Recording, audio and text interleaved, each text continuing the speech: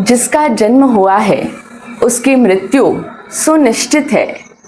यह बात हम सभी लोग जानते हैं, लेकिन फिर भी मृत्यु के इस अमर सत्य से अनजान बनकर, अनभिज्ञ बनकर हम इस संसार में निरंतर अपना स्थायित्व बनाने की कोशिश में लगे रहते हैं।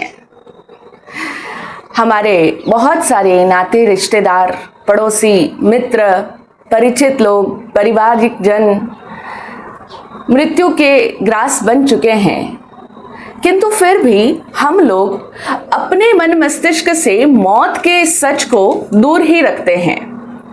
हर दिन सुबह उठते ही समाचार पत्रों में मृत्यु के समाचार पढ़ने को मिलते हैं और इस वर्तमान समय में ये जो जियोपॉलिटिकल एनवायरनमेंट चल रहा है, इतने देशों के बीच में जो युद्ध चल रहा है, ईरान इजराइल यूएस युद्ध, रशिया यूक्रेन युद्ध, और भी कभी कभी जो युद्ध की दस्तकें सुनाई देती रहती है, तो इस वर्तमान युद्ध के माहौल के समय में तो हर दिन न्यूज़ चैनल्स में, सोशल मीडिया पर, न्यूज़पेपर्स में हर समय हम मृत्यु की खबरें देखते, सुनते और पढ़ते जा रहे हैं। हम हर दिन ये सुन रहे हैं कि आज फला देश ने वहाँ पर आक्रमण कर दिया, वहाँ पर उन्होंने अटैक कर दिया, यहाँ पर इन्होंने बॉम्ब ब्लास्ट करवा दिया है, ईरान ने अमेरिकी जो एयर बेसिस है उन पर हमला कर दिया है और इतने सारे सैनिकों की हत्या हो चुकी है, इतने सारे सिविलियंस मारे जा चुके हैं। इस तरह के समाचार आज के इस समय में बड़े ही कॉमन हो चुके हैं, लेकिन फिर भी न जाने क्यों हम लोग ये सब सुनते हुए भी पता नहीं क्यों इस मृत्यु को अपनी आंखों से ओझल करते रहते हैं, दूर करते रहते हैं, मानो हम इन सब समाचारों को सुनते हुए भी नहीं सुन रहे हैं, इन्हें नजरअंदाज कर रहे हैं। हाँ, कभी कभी दुख का एहसास होता है हमें और फिर हम सहानुभूति जता भी देते हैं, कह देते हैं कि ये सब जो हो रहा है ये अच्छा नहीं हो रहा है, ये बहुत बुरा हुआ, इतने सारे बेचारे निर्दोष लोग भी मारे जा रहे हैं और ये सब कुछ ठीक नहीं चल रहा है, ऐसे युद्ध नहीं होने चाहिए, इतने सारे लोग मारे गए। तो हमें सहानुभूति का एहसास हो जाता है, हम व्यक्त भी कर देते हैं और कई लोग तो अपनी प्रतिक्रिया इस तरह भी व्यक्त कर देते हैं कि जो युद्ध कराने वाला देश है और उस देश के जो शीर्षस्थ नेता है उनको 2-4 गालियां भी दे देते हैं कि ये सब कुछ इस फला फला व्यक्ति की वजह से हो रहा है, ये सब इसी व्यक्ति की एक सनक है, इसी व्यक्ति का पता नहीं दिमाग खराब हुआ है, इसीलिए ये सब युद्ध करा रहा है, इसी की इतनी महत्वाकांक्षा है, वगैरह वगैरह। ये सब कुछ हम बोल करके अपने मन की भड़ास निकाल देते हैं और हमें लगता है कि हमने इसमें अपना सहानुभूति व्यक्त कर दी है, हमें भी ये चीजें छू रही हैं। लेकिन सच में देखा जाए तो हम लोगों को अपनी मृत्यु के साथ इन सब घटनाओं का कोई कनेक्शन फील नहीं होता। यानी कि हम लोग इन सब समाचारों को देखते सुनते हैं तो हमें लगता है हाँ, ये वहां ये हो रहा है, इस देश में ये हो रहा है, यहाँ पर ये हो रहा है, भारत के जहाजों पर भी इस तरह से आक्रमण हो गया है, तो थोड़ा सा जरा सा दिल में संवेदना थोड़ी और उठ जाती है। लेकिन इन सब के बावजूद भी हम स्वयं के साथ इस मृत्यु का कोई कनेक्शन नहीं जोड़ते। हम अपने आप को मौत के इस सच के साथ में जोड़ने से हमेशा ही कतराते रहते हैं। महाभारत का वो प्रसंग आता है ना, जहां पर एक जलाशय पर जल लेने के लिए 5 पांडव जाते हैं। सबसे पहले सहदेव जाते हैं, नकुल जाते हैं और अर्जुन और भीम भी जाते हैं। लेकिन चूंकि वो जलाशय यक्ष के अधिष्ठित था, तो वहां पर जाकर के जैसे ही वो घड़े में पानी भरना चाहते हैं, यक्ष उनसे कुछ सवाल पूछते हैं। लेकिन यक्ष इन सब के उत्तरों से संतुष्ट नहीं होते और तब वे बेसुध होकर के गिर जाते हैं वहीं पर। अंत में धर्मराज युधिष्ठिर स्वयं आते हैं देखने के लिए कि सारे भाई कहाँ गए, अभी तक लौट कर नहीं आए, जल लेकर के नहीं आए। तो जब वे जाते हैं और वे भी जल भरने का उपक्रम करते हैं कि तभी उन्हें भी यक्ष की वाणी सुनाई देती है और वो यक्ष उनसे कुछ प्रश्न पूछता है। तो यक्ष एक प्रश्न पूछता है युधिष्ठिर से कि संसार में सबसे बड़ा आश्चर्य क्या है। तो यक्ष के प्रश्न के उत्तर में युधिष्ठिर कहते हैं, अहनि अहनि भूतानि गच्छन्ति यम मंदिरम शेषः स्थायित्वम इच्छन्ति किम आश्चर्यमतः परम। इस श्लोक का अर्थ यह है कि प्रतिदिन सैकड़ों हजारों प्राणी यम मंदिर की ओर गमन कर रहे हैं, यानी हर दिन अनेकों प्राणी इस संसार में मृत्यु को प्राप्त हो रहे हैं। इस सब के बावजूद भी, ये सब कुछ देखते हुए भी, जो अवशिष्ट प्राणी हैं, यानी कि जो पीछे शेष रहे हुए लोग हैं, वे लोग फिर भी इस संसार के अंदर अपना स्थायित्व चाहते हैं। इससे बड़ा आश्चर्य और क्या हो सकता है। यानी हम लोग हर दिन इस जीवन की क्षणिकता को देख रहे हैं, इस जीवन की अनित्यता को, क्षण भंगुरता को हम प्रतिदिन देख रहे हैं। ऐसा नहीं है कि हम इन सब से बेखबर हैं, अनजान हैं, ना वाकिफ है ना। हर दिन इतने सारे दृश्य हमारे सामने उपस्थित होते रहते हैं कि मृत्यु का कोई भरोसा नहीं, कोई ठिकाना नहीं है, किसी भी क्षण आ सकती है। ये सारे ऐसे प्रसंग सुन करके, देख करके भी हम लोग इस संसार के अंदर अपना स्थायित्व चाहते हैं। हमें लगता है कि हम तो जैसे हमेशा ही रहने वाले हैं। हम लोग स्थायी बनने के लिए निरंतर कोशिश में लगे रहते हैं। ये आश्चर्य नहीं तो भला और क्या है। इससे बढ़कर और क्या आश्चर्य होगा इस संसार में। अब मृत्यु का होना तो तय है, निश्चित है, लेकिन मृत्यु कब होगी इसको हम लोग नहीं जानते। ये हमें नहीं पता कि हमारी मृत्यु कब होगी। और शायद यही कारण है कि चूंकि हमें मृत्यु कब होगी इस बात का ज्ञान नहीं है, इसी वजह से हम लोग ये एज्यूम करके चलते हैं, यानी हम पहले से ही ये मान लेते हैं कि अभी हमारा नंबर आने में तो बहुत टाइम है, और फिर हम इस तरह से जीवन जीते हैं जैसे अभी तो जीना है बरसों, अभी तो बहुत बरस बाकी है। और इसी वजह से शायद हम लोग इस संसार के अंदर अपना वजूद कायम करने के लिए निरंतर प्रयत्नशील बने रहते हैं। हम अपना नाम सदियों तक कायम रहे, ऐसा कुछ कर दिखाना चाहते हैं। हमारा प्रभुत्व इस संसार के अंदर बना रहे, हमारी सत्ता कायम रहे, और हम ज्यादा से ज्यादा अपना अधिकार क्षेत्र बढ़ाने की जुगत में लगे रहते हैं। यही सब तो चल रहा है आज इस वर्तमान समय के अंदर। हम लोग देख ही रहे हैं कि हम मृत्यु होगी ये सच जानने के बावजूद भी हर समय अपना क्षेत्र कैसे बढ़े, ज्यादा से ज्यादा संसाधनों पर हमारा कब्जा कैसे हो जाए, हमारा अधिकार कैसे हो जाए, हमारी संप्रभुता कायम रहे, हम सदा बरकरार रहे, हमारा नाम हमेशा मौजूद रहे। बस यही सब चीजें चाहते रहते हैं। मृत्यु कब होगी ये हमें नहीं पता, लेकिन नहीं पता होने की वजह से हम हमेशा ऐसा ही क्यों सोचते हैं कि अभी तो बहुत समय बाकी है और इसीलिए अभी मेरे ये टारगेट्स है, अभी मुझे ये गोल्स अचीव करने हैं, अभी तो मुझे इतना सब कुछ कमाना है, अभी लोगों के लिए इतना कुछ करना है। ये सब ही हम क्यों चाहते हैं, ऐसा ही क्यों सोचते हैं। हम देखें ना कि इस समय के अंदर जो अचानक से अपने घरों में बैठे हैं और ना जाने किस समय में मिसाइल आ जाएगी, कुछ कहा नहीं जा सकता। अथवा लोग जा रहे हैं, अपने किसी काम पर जा रहे होते हैं और अचानक से उनके ऊपर आक्रमण हो जाता है, पता थोड़ी चलता है। अब जो नेवी के सैनिक थे वो लोग खुशी खुशी अपने देश की ओर गमन कर रहे थे, दूसरे देश से अपने देश की ओर जा रहे थे। वे लोग बड़ी खुशी में थे कि अपने देश को जाएंगे, अपने घर वालों से, अपने लोगों से मिलेंगे, लेकिन क्या पता था उन्हें कि रास्ते में ही उनका जो वो बेड़ा है, उनका जो जहाज है, वो पूरी तरह से जलमग्न करवा दिया जाएगा, उस पर आक्रमण हो जाएगा और वे कभी भी अपने उस देश का मुंह देख ही नहीं पाएंगे। तो इस तरीके से इतना अनिश्चित है मृत्यु का आना, लेकिन इन सब के बावजूद हम लोग सोचते हैं अभी बहुत टाइम है ना, अभी तो वृद्धावस्था में करेंगे ये सब बातें, अभी क्यों इस मौत के बारे में सोचना। अरे मौत को सोचना, मौत की बात करना तो बड़ा अशुभ हो जाता है, अभी इसको दूर ही रखो, अभी तो ये सब बातें बुढ़ापे में करने की है, धर्म वर्म की बातें सब वृद्ध अवस्था में करेंगे। लेकिन पता नहीं ना मौत कब होगी। कई लोग तो इस संसार के अंदर अपनी आंखें भी खोल नहीं पाते, गर्भ अवस्था के दौरान ही मनुष्य हैं, मनुष्य बनने के लिए आए हैं, संभावना है पूरी पूरी, लेकिन फिर भी गर्भ अवस्था के दौरान ही वे काल कवलित हो जाते हैं, संसार में आ ही नहीं पाते। कुछ लोग आते हैं, कई लोग आते हैं, लेकिन फिर भी बचपन की अवस्था में यानी 2-4 वर्ष जीते हैं और फिर भगवान को प्यारे हो जाते हैं। तो कुछ लोग ऐसे भी हैं जो यौवन की दहलीज पर कदम रखते हैं, जबकि उनके अंदर बहुत सारी तमन्नाएं होती है, बहुत सारी आशाएं, आकांक्षाओं के फूल उनके अंदर खिले होते हैं, लेकिन ऐसे यौवन की दहलीज पर कदम रखते हुए भी उनका जीवन दीप किसी भी समय में बुझ सकता है। वृद्धावस्था तक हम जीवित रहेंगे इसकी कोई गारंटी है नहीं। कितने ही लोग हम देख रहे हैं कि 40 की उम्र में अचानक से अटैक आ गया और जीवन लीला समाप्त हो गई।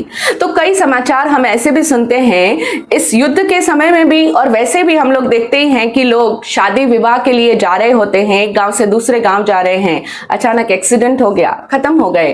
अथवा लोग पार्टी करके आ रहे होते हैं, तेज गाड़ी चला रहे हैं और नशे की धुन में है, पता नहीं चलता और उनके प्राण उड़ जाते हैं। तो इस तरह से हम देखें कि कुछ लोग तो तीर्थ यात्रा के लिए जा रहे हैं और बस खाई में गिर पड़ी, समाचार मिले कि वे सब लोग तो पहले ही भगवान को प्यारे हो चुके हैं। तो मृत्यु कब किस क्षण आ जाएगी ये किसी को ज्ञात नहीं है। इतनी अनसर्टेनिटी है मृत्यु के बारे में, असंस्कृत है यह जीवन, लेकिन इन सब के बावजूद भी हम लोग कैसे निश्चिंत होकर के जीते हैं। कितना घोर आश्चर्य है यह। हम लोगों को नहीं पता मृत्यु कब होगी, इसके बावजूद हम सब लोग अपना फैलाव करने के लिए, इस संसार के अंदर ज्यादा से ज्यादा अपना पसारा करने के लिए हर समय कोशिश करते चले जाते हैं। इस समय में, प्रेजेंट सिनेरियो में कभी भी कुछ भी घटना अघटित घटित हो सकता है, तो वहां पर इस जीवन दीप का जलते रहना आश्चर्य है, बुझना कोई आश्चर्य नहीं है। हाँ, बहुत इजी है कि अभी ये समाचार सुनने में आएगा कि अभी ये इंसान था और अब नहीं रहा, अब नहीं रहे वे, ये श्रेणी में बहुत जल्दी इंसान आ सकता है। कोई गारंटी नहीं है कि हम नहीं आएंगे, हम बड़े सेफ हैं, ऐसी सिक्योरिटी कहीं किसी को भी नहीं दी गई है। हाँ, हम जरूर अपने मन में सोच लेते हैं कि मैं तो सुरक्षित हूं, लेकिन दरअसल है नहीं। तो जब जीवन का कोई भरोसा नहीं और ये जीवन लीला कब किस क्षण समाप्त हो जाए पता नहीं है, तो ऐसे में ये चिंतन करना आवश्यक हो जाता है कि हम लोग सदैव ही इस मृत्यु से डर डर कर ही जीते रहें। यानी मृत्यु का समय जब आए तो क्या हम आर्त पुकार मचाते हुए, हाय तौबा करते हुए, या फिर घबराते हुए, बेचैनी में आकुल व्याकुल होकर के मृत्यु को स्वीकार करें, यानी मौत हमें आकर के दबोच ले, ऐसी अवस्था में, अथवा हम लोग विवेकवित होकर के, प्रज्ञा संपन्न होकर के आराम से मृत्यु का स्वागत करते हुए मरे। दोनों में से श्रेष्ठ क्या होगा? श्रेष्ठ तो यही होगा कि हम लोग मृत्यु से भयभीत न होते हुए विवेक संपन्न होकर के मृत्यु का वरण करें। इसके लिए जैन धर्म हमें सिखाता है कि जब मरना ही है, ये तो तय है, तो क्यों ना हम धैर्य पूर्वक यानी पेशेंस के साथ में और वीरता पूर्वक यानी बहादुरी के साथ में मृत्यु का सामना बड़े साहस के साथ में करते हुए अनासक्त होकर के क्यों ना मरे। एक ग्रंथ है महाप्रत्याख्यान प्रकीर्णक, उसमें कहा गया कि धैर्यशाली को भी मरना है और कायर पुरुष को भी मरना है। दोनों की मृत्यु तो निश्चित रूप से आएगी ही आएगी, किंतु इन दोनों प्रकार के मरणों में से धीरता पूर्वक मरना ही श्रेष्ठ है ना। कायर मरेगा तो वो डरते हुए मरेगा, भयभीत होकर के मरना तो कायरों का काम होता है, वीरों का नहीं है। और जैन धर्म वीरता पूर्वक मृत्यु का सामना करना हमें सिखाता है। तो इसीलिए धीरता पूर्वक कैसे मरण हो, इसके लिए जरूरी है कि हम लोग मृत्यु से डरे नहीं। सबसे पहला आवश्यक कदम यही होगा कि हम मृत्यु से डरे नहीं, घबराए नहीं, बल्कि मृत्यु का स्वागत करने के लिए तत्पर रहें। अब ये सब कैसे होगा? कहना तो इजी लग रहा है, सुनना भी आसान है, लेकिन ऐसा हो कैसे पाएगा?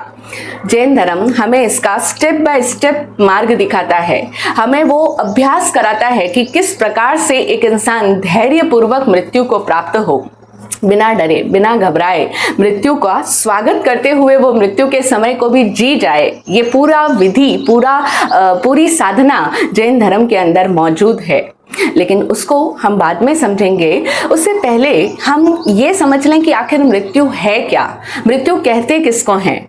हम मृत्यु की ही जरा गहराई में और जाएं तो जैन शास्त्रों के अनुसार आयुष्य कर्म जब समाप्त हो जाता है तो उस समय में जो प्राणों का विच्छेद हो जाता है, हमारे भीतर से जो प्राण धारा चल रही है वो हमसे अलग हो जाती है, विच्छेद हो जाता है, उसी को मृत्यु कहते हैं। और इसके परिणाम स्वरूप एक देह जो अभी हम जिसके अंदर जी रहे हैं वह देह छोड़ करके आत्मा दूसरे देह के अंदर गमन कर जाती है। मृत्यु के समय आत्मा का विनाश नहीं होता, सिर्फ इस शरीर का विच्छेद होता है। लेकिन इस शरीर के विच्छेद होने पर भी हमें ऐसा लगता है जैसे हमारा अपना ही विनाश हो गया है ना। हमें तो ऐसा ही प्रतीत होता है ना कि जैसे मैं ही खत्म हो जाऊंगा, मौत बोले तो सब कुछ समाप्त हो जाएगा, मैं मर जाऊंगा, मैं ही खत्म हो जाऊंगा। इसका कारण है कि हम लोगों का शरीर के प्रति बहुत ज्यादा लगाव का भाव बना हुआ है। हम लोग इस शरीर को ही अपना होनापन समझते हैं। हमें ये शरीर अलग है ऐसा नहीं लगता है। इस शरीर के प्रति रही हुई हमारी आसक्ति हमें ऐसा फील करने के लिए बाध्य करती है कि शरीर का जाना बोले तो मेरा अपना ही मर जाना है, मैं ही तो मर जाऊंगा, अरे शरीर कोई अलग थोड़ी है। तो कुल मिलाकर हमारा इस शरीर के साथ जो तादात्म्य भाव है, ये शरीर के साथ रहा हुआ जो अटैचमेंट है, यही हमें मृत्यु से डराता है, मृत्यु से घबराता है और शरीर का जाना बोले तो मेरा अपना ही चला जाना लगता है। अच्छा, ये लगाव क्यों है? क्यों हम इस शरीर को अपना मानते हैं और क्यों है इस शरीर के प्रति हमारी इतनी अधिक आसक्ति? इसके अगर कारण में जाएं तो ये सामने आता है कि इस शरीर के प्रति हमारी आसक्ति इसलिए है क्योंकि यही शरीर हमारे इस जीवन में हमारे को सुखों को भोगने का साधन बनता है। इसलिए हमारी शरीर के प्रति इतनी आसक्ति है। हमने जितने भी सुख भोग किए हैं वो सब इस शरीर के माध्यम से ही तो किए हैं। तो इसीलिए हमारा इस शरीर के प्रति अटैचमेंट होना स्वाभाविक है, क्योंकि ये शरीर सुख भोगने का साधन बना हुआ है हमारे लिए। हमारे जितने भी ये राग रंग है, ऐश मौज है, भोग विलास है, ये सब किस आधार पर हम कर रहे हैं? इसी शरीर के आधार पर ही तो कर रहे हैं। तो हम जानते हैं कि ये शरीर अगर नहीं तो फिर सारे सुख भोग खत्म हो जाएंगे। तो सुखों को भोगने का ये माध्यम बनता है, साधन बनता है। इसीलिए हमारे शरीर के प्रति इतनी अधिक गहरी आसक्ति है। लेकिन अब यहाँ एक प्रश्न और आता है सामने कि क्या इस शरीर ने हमेशा हमें सुख भोग ही कराए हैं? हमेशा हमें सुख ही दिया है इस शरीर ने? सुख भोग के साधन के रूप में ही हमारे को इस शरीर का अनुभव रहा है? तो ऐसा तो नहीं है। अनेकों बार इस शरीर ने हमें दुख का अनुभव भी कराया है। जब एक इंसान की वृद्ध अवस्था आ जाती है, बुढ़ापे के समय में, यही शरीर उसको अनेकों बार दुखों का अनुभव भी तो कराता है। बुढ़ापे में हम सब लोग देखते ही हैं अपने घर परिवार वालों को, जब वृद्ध अवस्था आती है, हमारे माता पिता, दादा दादी, बुजुर्ग लोगों को देखते हैं तो हमें समझ में आता है ना कि वृद्ध अवस्था कितनी खतरनाक होती है। अब शरीर से चला फिरा उठा कुछ नहीं जाता, बेड रिडन हो जाता है इंसान, तो अपने शरीर से ही वो परेशान हो जाता है। ये शरीर ही अब उसको दुख का बहुत बड़ा कारण नजर आने लगता है। अच्छा, सिर्फ वृद्ध अवस्था ही क्यों, जब कभी हमारे को भी कोई बीमारी आ जाती है, कोई भी रोग आ जाता है, तब हम लोग भी शरीर से दुख का अनुभव करते हैं ना। और जब कोई भी तरह का कोई भी कष्ट आता है, कोई भी तरह की पीड़ा आती है, शारीरिक कष्ट, शारीरिक पीड़ा की अनुभूति हम सब ने करी है, उस समय भी तो ये शरीर हमें सुख भोग का साधन थोड़ी ना लगता है। उस समय में इसी शरीर से दुखों का अनुभव हम करते आए हैं। ऐसा कोई इंसान नहीं जिसने इस शरीर से कभी दुख का अनुभव न किया हो। लेकिन इस सब दुख का अनुभव करने के बावजूद भी हम में से कोई भी एक इंसान ऐसा नहीं होगा जो ये कहे कि ये शरीर मेरा छूट जाए, क्योंकि इसने बहुत दुख दर्द दिए हैं मुझे, इसने बहुत मुझे पीड़ा दी है, कष्ट दिया है, तो ये शरीर मेरा छूट जाए ना। ऐसा कोई भी नहीं चाहता कि ये शरीर छूट जाए। क्यों नहीं चाहते हम लोग? इसके पीछे दो कारण सामने आते हैं। इस शरीर से और सिमिलरली इसी संसार से दुखों का अनुभव करते रहने के बाद में भी हमें सुख की एक आशा निरंतर बनी रहती है। कितना बड़ा कारण है ये कि हमें दुख अनुभव हो रहे हैं, फीलिंग है, फीलिंग कहती है, अनुभव कहता है कि दुख मिल रहा है इस शरीर से, लेकिन फिर भी सुख भी इसी से मिलेगा। ये एक आशा, ये एक उम्मीद हमेशा अंदर बनी रहती है। और सेम टू सेम इस संसार के साथ भी यही हकीकत है। इस संसार के अंदर भी अनेकों लोग हमारे सामने आके कहते हैं कि महाराज श्री, आज तक हमने इस संसार से कोई सुख नहीं जाना, कोई अनुभव किया ही नहीं, कभी सुख पाया ही नहीं। बचपन में थे तो माँ बाप जल्दी चले गए तो दूसरे लोगों ने हमें बहुत कष्ट दिया, कितना कितना काम कराया, हमें एकदम नौकर की तरह से रखा था, बड़ी मुश्किल से हमारा पालन पोषण हुआ, हम बड़े हुए तो फिर दूसरे घर में गए, वहां भी इतनी तकलीफें, व्यापार में भी हमने ये सब दिक्कतें देखी, इन्होंने धोखा दिया, इन्होंने ये किया हमारे साथ, वो किया, सब कुछ आज तक दुख ही दुख देखा है। इस संसार में कभी सुख का तो लेश मात्र भी अनुभव नहीं किया। अच्छा, ऐसा है अगर, तो महाराज श्री उन्हें कहते हैं कि अगर इतना दुख देखा है तो फिर इस संसार को छोड़ क्यों नहीं देते, त्याग कर दो इसी संसार का जो निरंतर दुख का ही अनुभव करा रहा है। ऐसे इस दुख भरे संसार में फिर क्या जीना, छोड़ दो संसार को। तब तुरंत गर्दन हिल जाएगी, ना ना ना, संसार को छोड़ तो नहीं सकते हम, चाहे वो कितना भी दुखों का अनुभव करा ले, लेकिन सच्चाई यही है कि अंदर ही अंदर कहीं सुख की आशा भी बनी रहती है कि इस संसार में सुख भी तो मिलेगा। ये आशा, ये उम्मीद हमारे अंदर कायम रहती है। लोग कहते हैं ना, उम्मीद पर दुनिया टिकी हुई है। उम्मीद पर दुनिया नहीं टिकी हुई है, उम्मीद पर हम टिके हुए हैं। दरअसल ये अगर आशा ना होना तो इस संसार के इन सब दुखों के अनुभव से इंसान बहुत जल्दी चेत जाए, संसार छोड़ने के लिए तत्पर हो जाए, अगर ये आशा की किरण उसके अंदर न हो तो। और आत्मज्ञानी पूज्य श्री विराट गुरुदेव तो कहते भी हैं कि मोह का त्याग करने में जो 3 तत्व बाधक बनते हैं, उनमें से एक तत्व है आशा। इंसान निरंतर आशाओं के मंसूबे बांधते चला जाता है कि हाँ, होप है, कभी तो होगा, आज नहीं तो कल, कभी तो सुख का दिन आएगा, कभी तो मैं सुख भोगूंगा, चलो मैंने तो इतने दुख देख लिए, अब हमारे बच्चे पोते तो हमें सुख देंगे। बस ये जो आशा है ना, यही इस इंसान को मोह से उपरत नहीं होने देती, मोह छूटने नहीं देती है, ये मोह में हमें फंसाए रखती है। तो हमेशा ही हमारे इन दुखों के अनुभव पर आशा की जीत होती चली जाती है। हम हमेशा आशा का संबल थाम के रखते हैं और जितना भी अनुभव आ रहा है उसको इग्नोर करते चले जाते हैं, उसको नजरअंदाज करते चले जाते हैं। लेकिन इसी वजह से तो ये सारी आसक्तियां हैं, ये सारा मोह है, ये तब तक बना रहेगा जब तक हम इस आशा के दामन को थाम कर रखेंगे।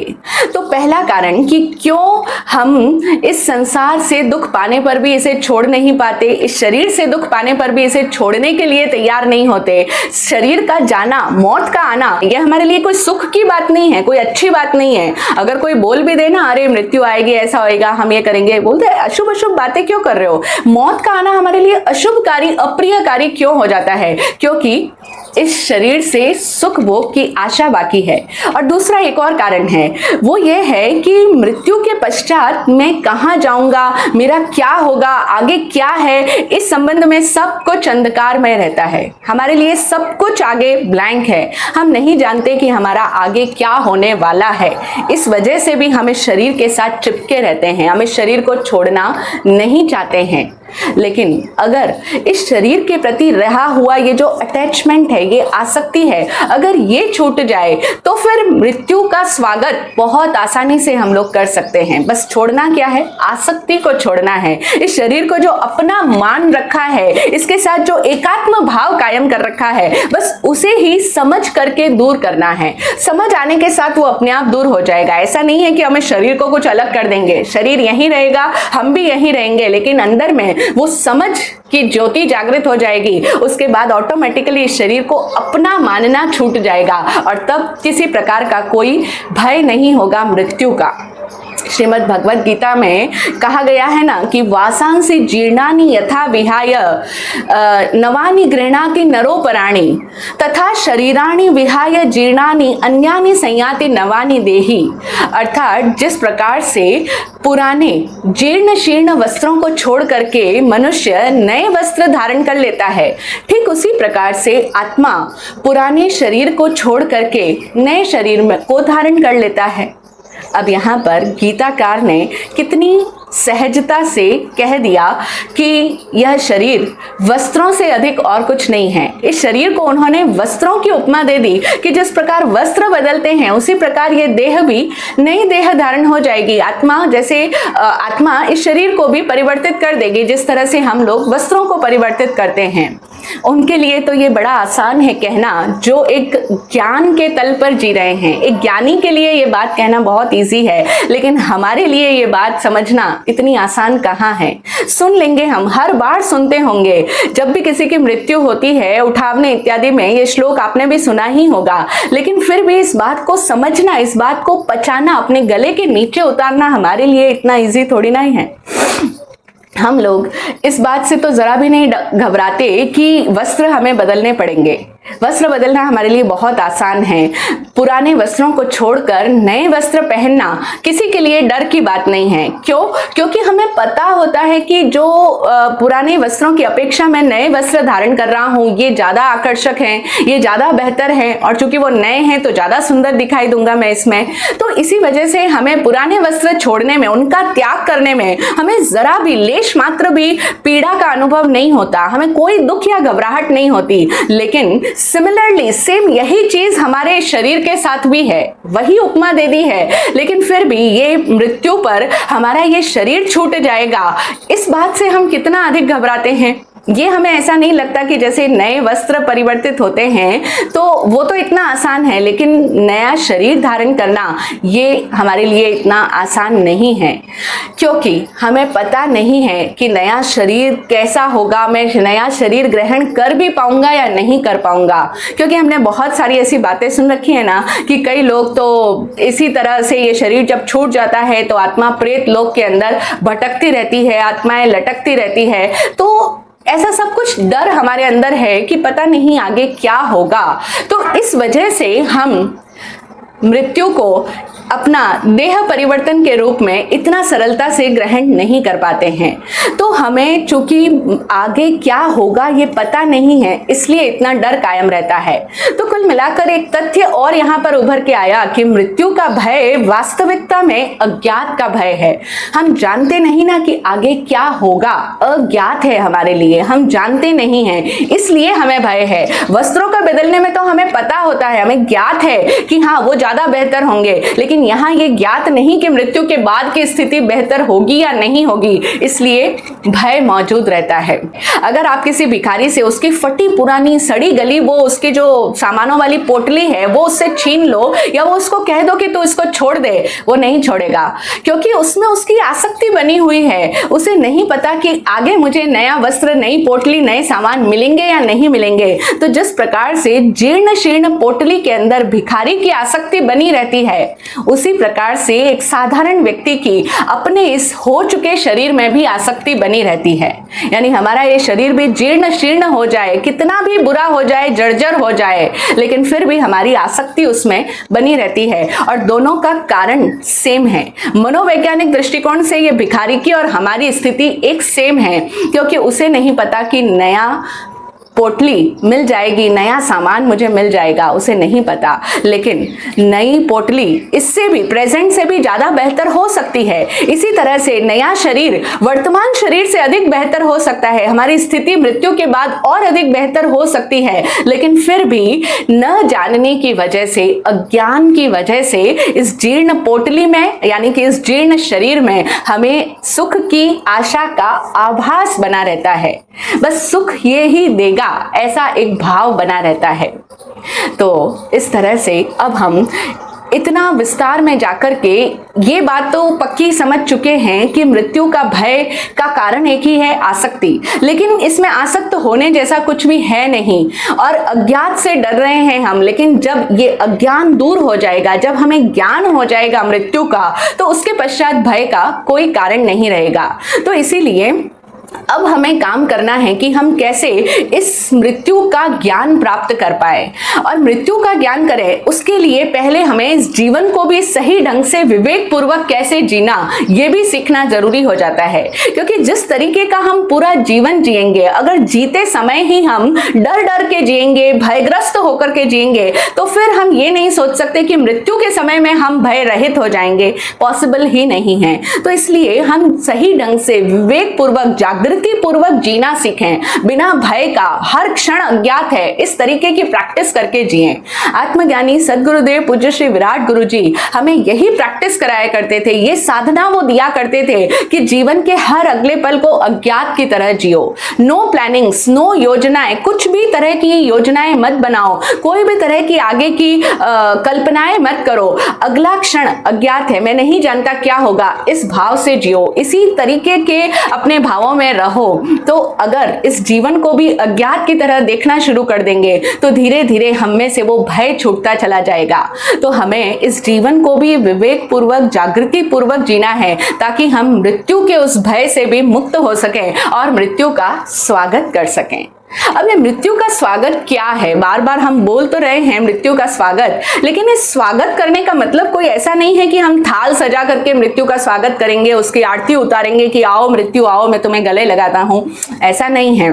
मृत्यु के स्वागत का मतलब इतना ही है कि हम मृत्यु आने के समय पर घबराएं नहीं, डरे नहीं, कोई भय हमारे प्राणों में ना आए और हमारा चित्त एकदम शांत रहे, हमारे चित्त के अंदर उद्वेग ना उत्पन्न हो। जो हमारा ऊंचा नीचा हो जाता है ना, बीपी हाई लो हो जाता है, यहाँ तो लोगों का छोटी छोटी बातों में भी एकदम से घबराहट बढ़ जाती है, एकदम से बीपी हाई हो जाता है या लो हो जाता है। तो मृत्यु के समय में वो ना आए, यही तो है मृत्यु की तैयारी, कि हमारा चित्त उद्विग्नता से रहित हो और हमारे को मृत्यु के आने की पहले से ही एक मानसिक तैयारी रहे। इसी का नाम है मृत्यु का स्वागत करना। और इसके लिए समता भाव की प्रैक्टिस करना आवश्यक है।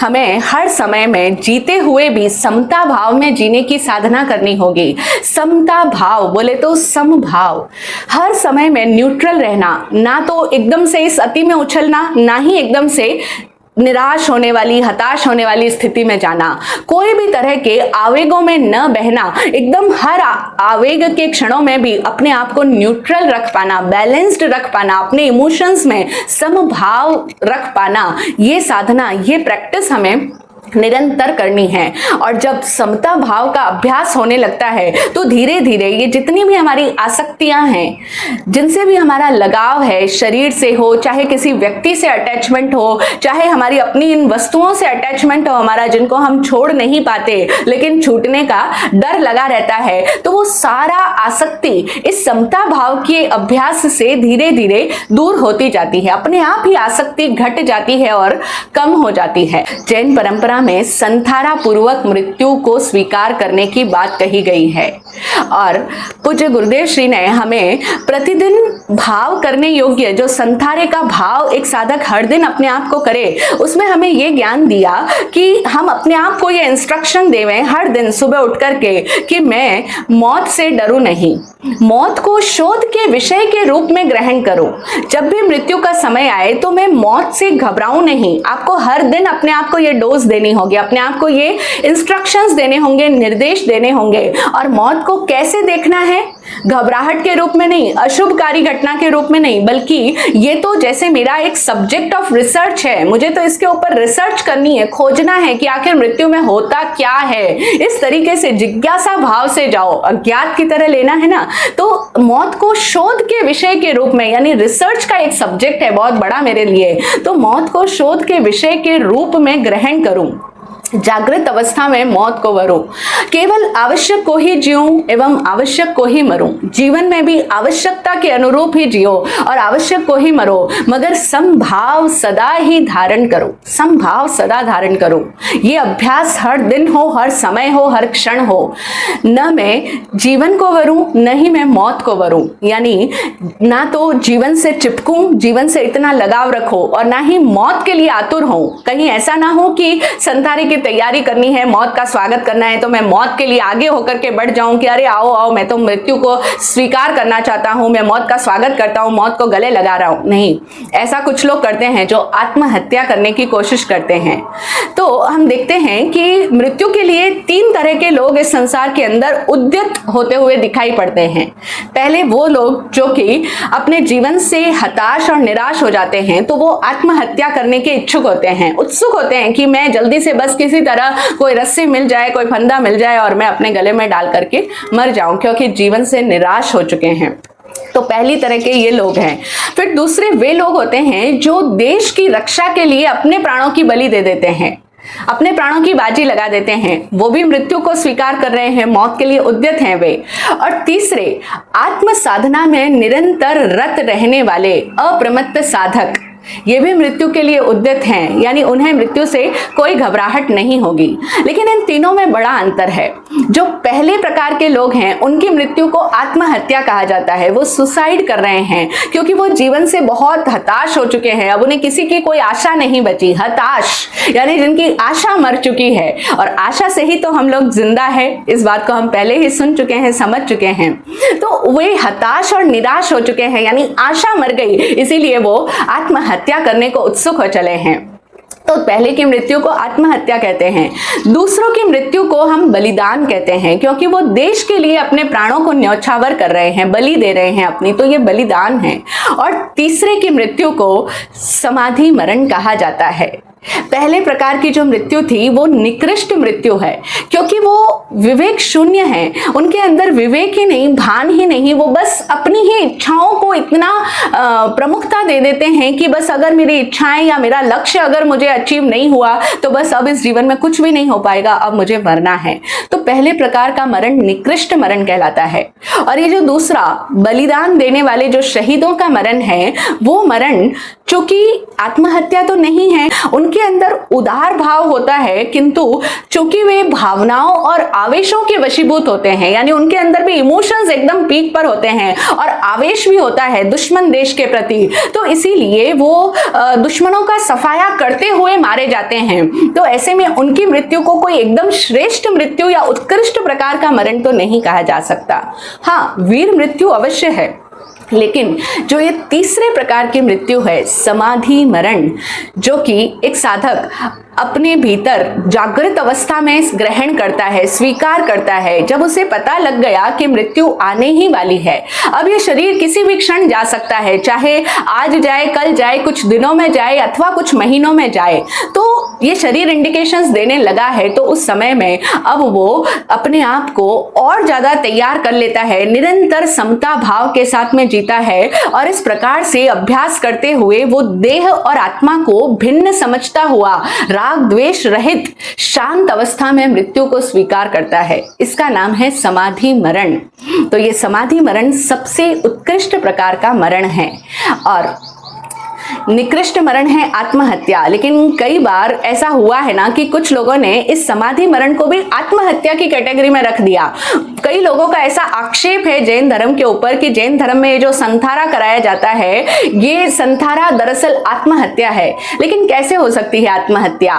वो तो एक निकृष्ट प्रकार का मरण है। वहां पर तो एक व्यक्ति जीवन से हताश और निराश होकर के मृत्यु को स्वीकार करता है और वो राग और द्वेष के वशीभूत होता है। उसके अंदर बहुत सारी आकांक्षाएं होती है, बहुत तरह की शंकाएं होती है, अपने आप पर शंका होती है, अपने अस्तित्व के प्रति शंका होती है। तो ये तो आत्महत्या है। लेकिन समाधि मरण में ऐसी कोई भी अवस्था नहीं होती। यहाँ पर तो चित्त बिल्कुल शांत अवस्था में होता है और देह और आत्मा का भिन्नता उसको समझ में आती है। सज्ञान सभान वो राग द्वेष से रहित होकर के बहुत ही शांत और समभावों के अंदर मृत्यु को स्वीकार करता है। तो ये तो बिल्कुल ही अलग है, समाधि मरण है। इसीलिए तो इसका नाम दिया, चित्त में समाधि रहती है, तो ये मरण तो समाधि मरण है।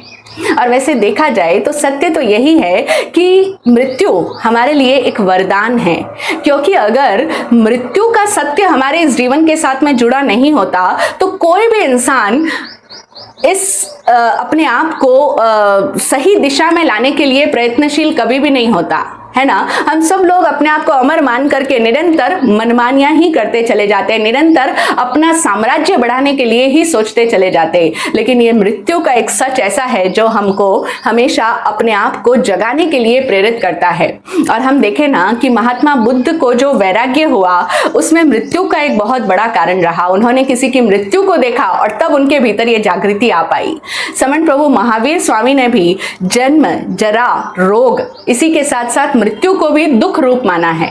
4 प्रकार के दुख उन्होंने बताए हैं। उत्तराधीन सूत्र कहता है जन्मम दुखम जरा दुखम रोगाणी मरणाणी अहो दुखो हो संसारो जत्त कीसंति जंतवो, यानी जन्मना दुख है, पहली बार जन्म लेना ही दुख है। फिर जरा दुख है, जरा का मतलब होता है वृद्ध अवस्था, बुढ़ापा, बहुत दुख का कारण है। फिर तीसरा रोग दुख रूप है, और चौथा मृत्यु दुख रूप है। और ये संसार हर समय इन चारों ही प्रकार के दुखों से ग्रस्त हुआ है। पूरा ही लोक मृत्यु से अभ्याहत है। एक और गाथा है जो कहती है मच्चुणा अब्बा हो लोगो, ये लोक मृत्यु से घिरा हुआ है। प्रेजेंट सिनेरियो इसका बहुत अच्छा एग्जाम्पल है हमारे सामने कि मृत्यु हमारे सामने हर तरफ नृत्य कर रही है। तो इस मृत्यु के समय में इस संसार के अंदर और कोई भी रक्षक नहीं है।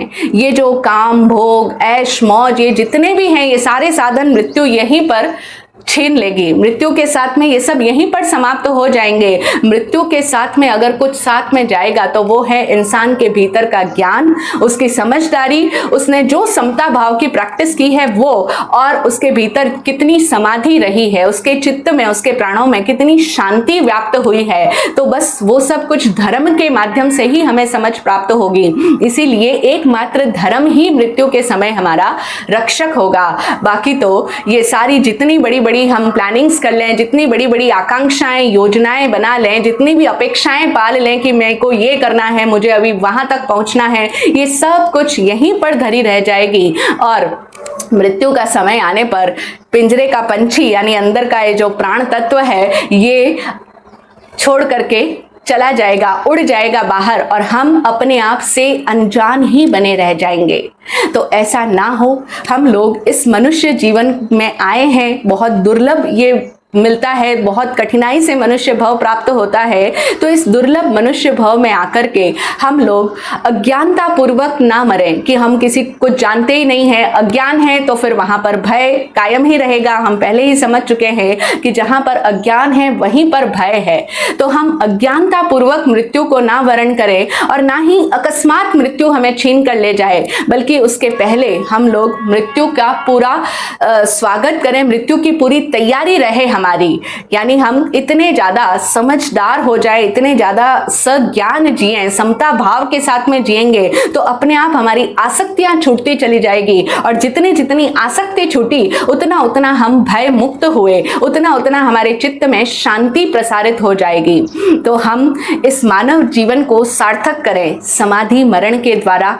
ये मानव भव की सार्थकता होगी कि हम पंडित मरण को, समाधि मरण को पंडित मरण भी कहा गया है हमारे शास्त्रों में, तो हम पंडित मरण के द्वारा अपने इस जीवन को, मनुष्य जीवन को सफल कर पाए। ये मानव जीवन हमारा व्यर्थ न जाए, हमारा जीवन भी सार्थक हो और हमारी मृत्यु भी सार्थक हो।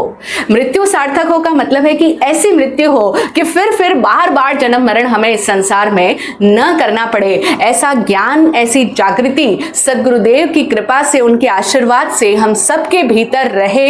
यही सद्भाव। ओम शांति। जय हो।